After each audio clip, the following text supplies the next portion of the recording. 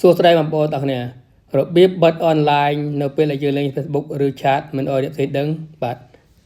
បងប្អូនទស្សនាវីដេអូនេះបងប្អូននឹងធ្វើបានអ្នកគ្នាបាទឥឡូវនេះទៅទស្សនាអ្នកគ្នាបាទជាដំបូងបងប្អូនចូល Facebook ទៅបាទទៅបាទជួយដល់កន្លែងហ្នឹងហើយបងប្អូនចូលកន្លែងឈ្មោះយើងក៏បាននេះបាទឈ្មោះយើងក៏បានឬក៏ចូលកន្លែងត្រីបែក៏បានបាទចេះទៅបាទ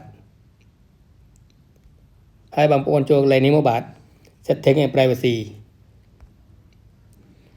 បាទដល់កន្លែងហ្នឹងហើយបងប្អូនចុចម្ដងទៀតមកបាទ setting ម្ដងទៀតមកបាទចេះទៅបាទជួយឲ្យបងប្អូនអូសឡើងលើមកបាទបងប្អូនរកពាក្យថា active state នេះបាទចេះទៅបាទជួយឲ្យបងប្អូនឃើញពណ៌ខៀវនេះឃើញទេបាទបងប្អូនបាត់បោបាទដើម្បីកុំឲ្យគេដឹងថាយើងលេង chat ឬលេង Facebook បាទចេះទៅបាទហើយបងប្អូនចេះនេះ turn off នេះបាទចេះទៅបាទបើសិនយើងបើវិញគឺចេះនេះមកបាទគឺរួចស្រេចបើចឹងមកបាទគឺរួចស្រេចបាទហើយនេះរួចមួយទៅចូល chat ម្ដងបាទថយទៅបាទ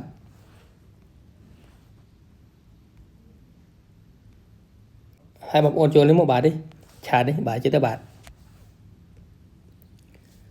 បាទដល់ហ្នឹងបងប្អូនចូលកន្លែងពាក្យនេះ menu នេះបាទចេះទៅបាទហើយចូលកចាក់នេះ setting បាទចេះទៅបងប្អូនរកពាក្យថា active state នេះបាទចេះទៅបាទបើសិនបើអញ្ចឹងបងប្អូនបាត់មកបាទបាត់ហើយគេសួរយើងនឹងមានបាត់មួយថ្ងៃមួយម៉ោងអីបងប្អូនបាទហើយខ្ញុំណែនាំបងប្អូនយក color មកបាទតែយើងផ្លាស់ប្ដូរបាទនេះ color គេបាទចេះទៅបាទហើយបងប្អូនជួយនេះបាទផាសនេះបាទចេះទៅបាទបាទ